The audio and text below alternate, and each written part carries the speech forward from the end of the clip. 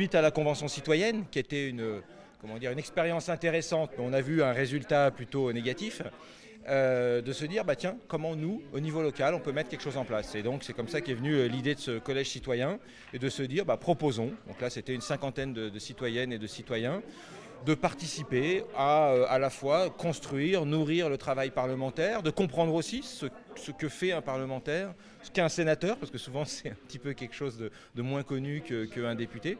Et donc on a fait cette proposition de citoyennes, de citoyens, répartis sur l'ensemble du département, en faisant attention à la parité, en faisant attention à une certaine diversité.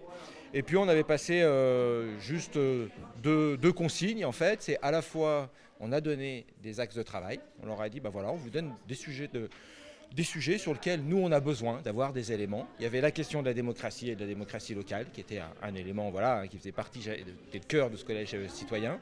Il y avait la question de l'habitat et de l'habitat un petit peu sous toutes ses formes, l'habitat du 21e siècle. Et puis il y a la question du revenu universel et des monnaies locales. Et à partir de ces trois thématiques, on les a accompagnés, évidemment, parce que ça demande de l'accompagnement, à la fois avec des associations spécialisées. On les a encadrés, on a fait intervenir des personnes spécialisées sur ce sujet-là. Et puis la consigne qu'on leur avait donnée, c'est on veut un rendu, on veut quelque chose au bout. Mais à vous de décider de quelle manière vous allez faire ce rendu. Ça pouvait prendre toutes les formes. Je n'avais pas forcément d'exigence là-dessus.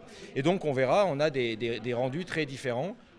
Une proposition de loi assez intéressante de 22 articles sur la question de la démocratie locale, donc qui a été travaillée évidemment en lien avec mes collaboratrices et mes collaborateurs et bien sûr encadrée, mais on va déposer donc cette proposition de loi qui a été travaillée et qui est vraiment issue du travail des citoyennes et des citoyens et d'ailleurs avec des éléments sur lesquels moi je suis encore en réflexion, mais je m'étais engagé à faire en sorte que je porterais justement leurs propositions.